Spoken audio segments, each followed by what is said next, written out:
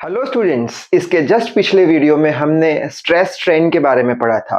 तो आज के इस वीडियो में हम elastic behaviour of the material की बात करेंगे। So I hope you are ready with your pen and paper. So without wasting much time let us start this video. तो सबसे पहले तो elastic behaviour of the material समझने से पहले हम समझ लेते हैं इलास्टिसिटी का मतलब, जिससे करके इलास्टिक बिहेवियर समझने में हमें आसानी हो।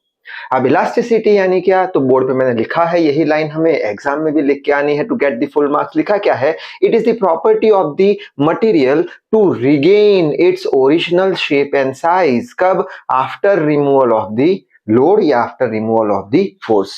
यानी क्या कि कोई एक मटेरियल है हमारे पास, वो मटेरियल पे अगर हमने फोर्स लगाया या फिर लोड लगाया यानी कि उसे खींचा, तब क्या होगा? उसका डिफॉर्मेशन हो जाएगा। लेकिन जब हम वो लोड छोड़ देते हैं या फिर वो फोर्स रिमूव कर देते हैं, तो वो मटेरियल क्या करेगा? वापस से अपने ओरिजिनल शेप और साइज में आ जाएगा। तो ऐसी जो प्रॉपर्टी होती है मटेरियल की, उसको हम इलास्टिसिटी बोलते हैं।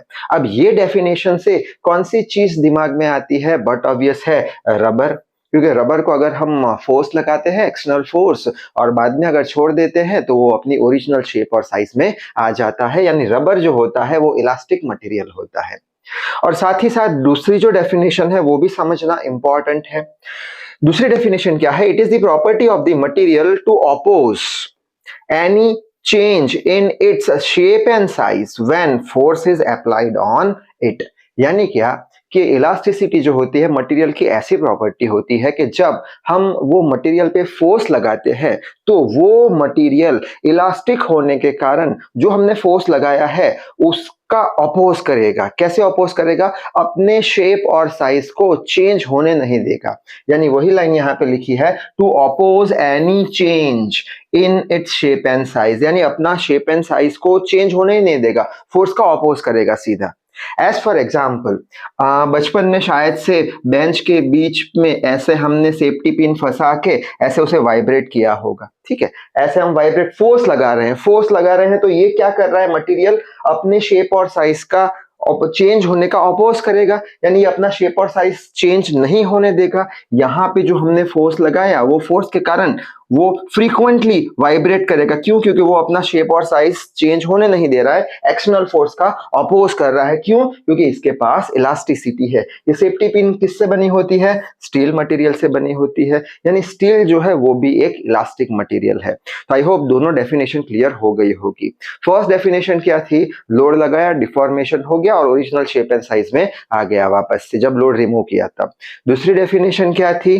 कि हम अगर एक्सटर्नल फोर्स लगाते हैं तो वो फोर्स के कारण जो मटेरियल है वो अपने शेप और साइज चेंज होने नहीं देगा, जैसे कि ये स्टील वाइब्रेट करता है। ठीक है, अब क्वेश्चन आएगा कि रबर ज्यादा इलास्टिक मटेरियल है या स्टील ज्यादा इलास्टिक मटेरियल है? तो इसका आंसर होगा स्टील सबसे ज्यादा इलास्टिक मटेरियल है। यहाँ पे लिखा है steel is more elastic than rubber. अब क्वेश्चन आएगा क्यों ऐसा?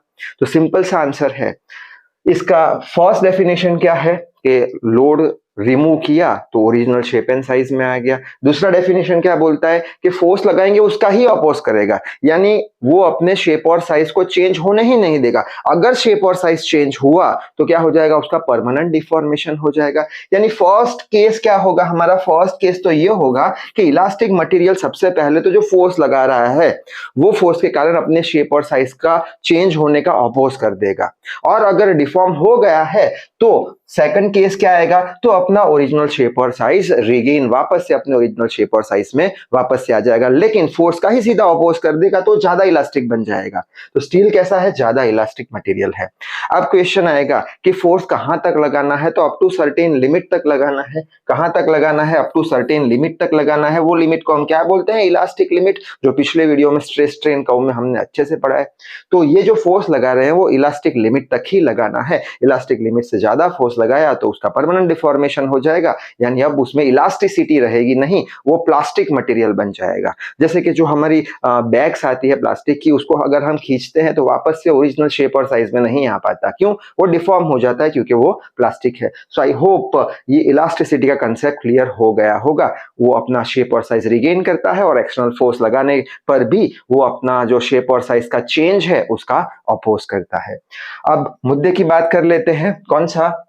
From where elastic behaviour comes in the material, कहां से ऐसा इलास्टिक बिहेवियर मटेरियल में आ जाता है। ये क्वेश्चन 4-5 मार्क्स में पूछ सकते हैं एग्जाम में। तो बोर्ड पे लिखा है उसी तरीके से आपको लिख के आना है, डायग्राम भी वही बनाना है to get the full marks. तो समझ लेते हैं कि वापस से अपना ओरिजिनल शेप और साइज मटेरियल कैसे ले लेता है, वो बिहेवियर उस पे कहां से आता है। तो वो समझने के लिए यहाँ पे एक डायग्राम बना के रखा है। अब मटेरियल की बात कर रहे हैं तो मटेरियल के अंदर क्या होता है, मॉलिक्यूल्स होते हैं। तो यहाँ पे ये सारे व्हाइट डॉट जो है वो मॉलिक्यूल्स है, और मॉलिक्यूल जो होते हैं वो एक दूसरे के साथ इंटरमॉलिक्यूलर फोर्स के साथ कनेक्ट हुए होते हैं, कुछ अट्रैक्शन फोर्स लगता है उनके बीच में। तो हम ऐसा मान लेते हैं कि जितने भी सारे मॉलिक्यूल्स है, सारे के सारे मॉलिक्यूल्स एक दूसरे के साथ ऐसे कुछ इमेजिनरी स्प्रिंग के साथ कनेक्टेड है। ठीक है, एक दूसरे के साथ समझने के लिए इमेजिनरी स्प्रिंग के साथ कनेक्टेड है। और ये स्प्रिंग क्या प्रोवाइड करेगी, सारे मॉलिक्यूल को इंटरमॉलिक्यूलर फोर्स प्रोवाइड करेगी। ठीक है, तो वही लाइन यहाँ पे लिखी है, consider that all molecules are connected with imaginary spring which provides the intermolecular force। imaginary spring के साथ connected है जो intermolecular force provide करेगी। ठीक है, और दो मॉलिक्यूल के बीच का जो डिस्टेंस है, कोई भी दो मॉलिक्यूल के बीच का जो डिस्टेंस है उसे हम R0 बोल देंगे। R0 क्या हो गया, इंटरमॉलिक्यूलर डिस्टेंस। जो इंटरमॉलिक्यूलर डिस्टेंस है वो कितना है, R0 है। ठीक है, और ये R0 डिस्टेंस पे जो सिस्टम का पोटेंशियल एनर्जी है वो मिनिमम होगा। ठीक है, डायग्राम पे से भी हम देख सकते हैं कैसे, यहाँ पे potential energy versus intermolecular distance, ये R जो डिस्टेंस है उसका डायग्राम बना के रखा है। ठीक है, यहाँ पे हम देख सकते हैं पोटेंशियल एनर्जी ये पॉइंट पे मैक्सिमम है और यहाँ पे ये पॉइंट पे मिनिमम है। ठीक है, अब हमेशा सिस्टम जो होगा वो अपनी पोटेंशियल एनर्जी को मिनिमम रखने की कोशिश करेगा। ठीक है, मिनिमम रखने की कोशिश करेगा इन सेंस के पोटेंशियल एनर्जी का इक्वेशन हमने पढ़ा था, U इज इक्वल टू क्या होता है, mgh।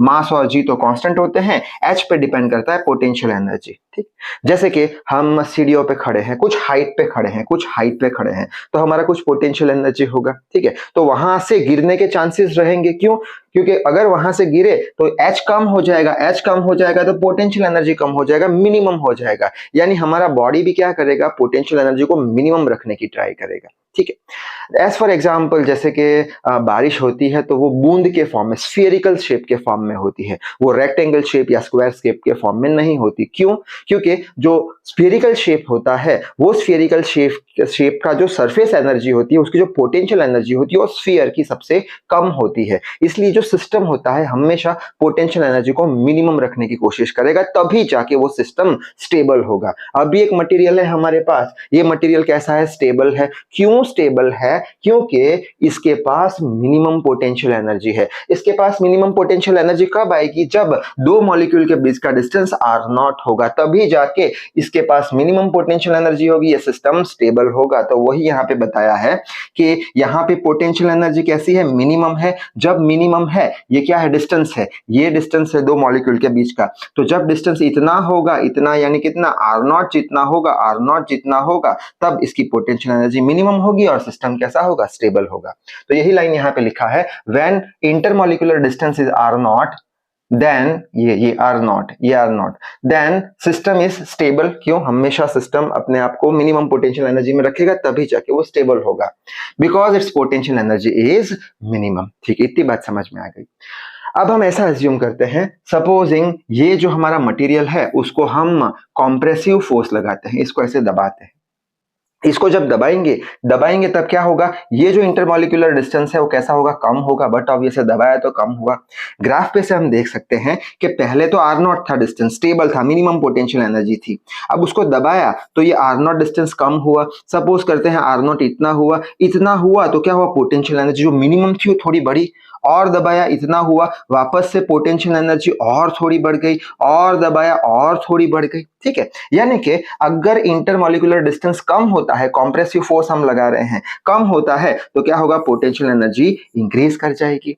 यानी जब हमने दबा के रखा है तब इसके पास कुछ पोटेंशियल एनर्जी स्टोर्ड है, पोटेंशियल एनर्जी इंक्रीज हो गई है, कुछ पोटेंशियल एनर्जी स्टोर्ड है। जब इसे हम रिलीज करेंगे यानी फोर्स निकाल देंगे, तब ये जो पोटेंशियल एनर्जी इसके पास है वो पोटेंशियल एनर्जी लेके क्या होगा, ये मटेरियल एक्सपांड कर जाएगा। यानी कंप्रेसिव फोर्स लगाया हमने, डिफॉर्मिंग कंप्रेसिव फोर्स, तब इसके पास पोटेंशियल एनर्जी बढ़ गई और ये पोटेंशियल एनर्जी लेके ये जो सिस्टम है वो क्या करेगा, वो एक रिस्टोरिंग फोर्स बनाएगा ये डायरेक्शन में, ठीक है, एक्सपांड करेगा। इसे हम टेंसाइल रिस्टोरिंग फोर्स बोलेंगे। ऐसे हो रहा है, टेंसाइल रिस्टोरिंग फोर्स बोल रहे हैं। और ये टेंसाइल रिस्टोरिंग फोर्स कहां तक लगेगा, जब तक वापस से इंटरमॉलिक्यूलर डिस्टेंस r0 ना हो जाए तब तक। एक बार r0 हो गया इसका डिस्टेंस तो वापस से इसकी पोटेंशियल एनर्जी कैसी हो जाएगी, इसकी पोटेंशियल एनर्जी मिनिमम हो जाएगी, वापस से सिस्टम स्टेबल कंडीशन में चला जाएगा। सो आई होप बात समझ में आ गई होगी। तो यही बात लिखी है, when compressive force is applied then r0 distance decreases. r0 distance क्या हो गया, डिक्रीज हो गया।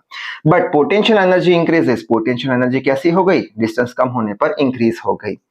When force is removed, then with that potential energy material expands। जो potential energy increase करी थी, स्टोर करी, ये potential energy से जब लोड हम रिमूव करेंगे ये वाला, तो एक्सपांड करेगा। क्यों एक्सपांड करेगा, क्योंकि इसमें एक नया फोर्स, रिस्टोरिंग फोर्स बन चुका है और जिससे वो अपना ओरिजिनल शेप और साइज रिगेन कर देगा और वापस से r0 डिस्टेंस पे आ जाएगा। तो वापस से इसकी पोटेंशियल एनर्जी कैसी हो जाएगी, मिनिमम हो जाएगी। यानी कंप्रेसिव डिफॉर्मिंग फोर्स लगाने पर टेंसाइल रिस्टोरिंग फोर्स बनता है। तो यहाँ पे लिखा है when compressive deforming force is applied then tensile restoring force is produced। so I hope ये बात समझ में आ गई होगी। अब उल्टा सोचते, उल्टा यानी क्या, कि अगर ये मटेरियल को हम टेंसाइल डिफॉर्मिंग फोर्स लगाए, खींचे तो क्या होगा, ये r डिस्टेंस बढ़ेगा, ये r डिस्टेंस बढ़ेगा, यानी अब क्या होगा, ये r0 था, स्टेबल था, मिनिमम था पोटेंशियल एनर्जी, डिस्टेंस बढ़ा तो क्या हुआ, पोटेंशियल एनर्जी वापस से इंक्रीज किया। यहाँ पे हम देख सकते हैं पोटेंशियल एनर्जी इंक्रीज किया, और खींचा और पोटेंशियल एनर्जी इंक्रीज किया, और खींचा और पोटेंशियल एनर्जी इंक्रीज किया, ठीक है। यानी कि जब हम खींच रहे हैं, टेंसाइल डिफॉर्मिंग फोर्स लगा रहे हैं, तब वापस से पोटेंशियल एनर्जी इंक्रीज हो रहा है। जब टेंसाइल डिफॉर्मिंग फोर्स छोड़ देंगे तो ये जो पोटेंशियल एनर्जी स्टोर्ड है उसको लेके ये जो हमारा स्प्रिंग है वो रिस्टोरिंग कंप्रेसिव फोर्स लगाएगा ये डायरेक्शन में, जिससे करके वापस से मटेरियल अपना ओरिजिनल शेप और साइज रिगेन कर देगा, वापस से r0 पे आ जाएगा, वापस से इसका पोटेंशियल एनर्जी मिनिमम हो जाएगा, वापस से अपने स्टेबल कंडीशन में आ जाएगा, ठीक है। तो वही बात लिखी है यहाँ पे, when tensile deforming force is applied, खींचा, तब r0 कैसा हो गया, r0 इंक्रीज हो गया, r0 इंक्रीज हो गया तो पोटेंशियल एनर्जी भी इंक्रीज हो गया। पोटेंशियल एनर्जी इंक्रीज हुआ तो क्या करेगा, वो पोटेंशियल एनर्जी लोड रिमूव करने पर कंप्रेसिव रिस्टोरिंग फोर्स बनाएगा और वापस से उसे r0 पे ले आएगा, मिनिमम पोटेंशियल एनर्जी कर देगा, सिस्टम को स्टेबल बना देगा, ठीक है। यानी कि r0 डिस्टेंस पे ही स्टेबल रह रहा है, r0 डिस्टेंस पे ही स्टेबल रह रहा है। अगर दबाया, डिस्टेंस डिक्रीज किया, पोटेंशियल एनर्जी इंक्रीज हो गया तो वापस से इसको एक्सपांड कर जाएगा ये, यानी इलास्टिक बिहेवियर आ गया। अगर हमने इसको टेंसाइल फोर्स दिया तो r0 इंक्रीज हो जाएगा तो पोटेंशियल एनर्जी वापस से इंक्रीज हो जाएगा, तो वापस से लोड रिमूव करेंगे तो वो पोटेंशियल एनर्जी क्या करेगा, ओरिजिनल शेप और साइज में रिगेन कर देगा। तो यहां से इलास्टिक बिहेवियर आता है मटेरियल के अंदर। सो आई होप आपको बात समझ में आ गई होगी। अब लास्ट छोटा सा टॉपिक है कि 3 टाइप के बिहेवियर होते हैं किसके, मटेरियल के। पहला बिहेवियर होता है इलास्टिक बिहेवियर। इलास्टिक बिहेवियर कैसा होता है, फुल्ली रिकवरेबल। फुल्ली रिकवरेबल यानी क्या, फोर्स लगाया, छोड़ा, ओरिजिनल शेप और साइज में आ गया, ठीक है। और ये जो फिनोमिना है वापस से शेप और साइज में आने की, ये टाइम इंडिपेंडेंट है। टाइम इंडिपेंडेंट यानी क्या, टाइम पे डिपेंड नहीं करता। एज फॉर एग्जांपल हमारे पास चार्ट पेपर होते हैं, वो चार्ट पेपर को हमने रोल किया हुआ है और 3-4 दिन बाद खोलते हैं तो क्या होता है, वो चार्ट पेपर अपने ओरिजिनल शेप और साइज में आ नहीं पाते, ठीक है। तो उसके लिए हम क्या करते हैं, उसको कोई गद्दे के नीचे रख देते हैं कुछ टाइम तक, यानी टाइम पे डिपेंड नहीं करता, 1-2 दिन बाद वो वापस से ओरिजिनल शेप और साइज में आ जाते हैं, ठीक है। नेक्स्ट है एनइलास्टिक बिहेवियर। एनइलास्टिक बिहेवियर जो होता है वो भी क्या होता है, फुल्ली रिकवरेबल होता है, ओरिजिनल शेप और साइज में आ जाता है। और वो कैसा होता है, डिपेंडिंग ऑन टाइम, टाइम पे डिपेंड करता है। टाइम पे डिपेंड करता है यानी क्या, फिक्स टाइम में वो वापस से अपने ओरिजिनल शेप और साइज में आ जाता है। जैसे कि अभी हमने देखा वो स्टील की सेफ टिन, अपन क्या करते थे, फोर्स अप्लाई करते थे तो ऐसे वाइब्रेट होता था, यानी कुछ ही टाइम में वो वापस से ओरिजिनल शेप और साइज में आ जाता है, टाइम पे डिपेंड करता है। और लास्ट में आता है visco elastic behaviour. Visco elastic behaviour यानी क्या, कि ऐसा बिहेवियर मटेरियल का जो रिकवरेबल कुछ होता है और परमानेंट डिफॉर्मेशन कुछ होता है, यानी कुछ रिकवर अपना शेप और साइज कर देगा और कुछ परमानेंटली डिफॉर्म रहेगा। जैसे कि च्युइंगम है, च्युइंगम को हमने खींचा, छोड़ा तो कुछ डिस्टेंस तक वो वापस से अपना ओरिजिनल शेप और साइज रिगेन कर लेगा, लेकिन कुछ परमानेंट डिफॉर्मेशन उसका हो जाएगा। तो ऐसे मटेरियल का बिहेवियर जो होता है उसे विस्को इलास्टिक बिहेवियर बोलते हैं। और ये भी क्या होता है, डिपेंडिंग ऑन टाइम, यानी कि हमें राह नहीं देखनी है। ये च्युइंगम को खींचा तो जितना आना था उतना आ चुका है, अब ज्यादा टाइम पे वो डिपेंड नहीं करेगा। तो I hope elastic behaviour of material के बारे में आपको कंसेप्ट क्लियर हो गया होगा। तो इस वीडियो में बस इतना ही। Till then read hard, work hard. Thank you very much.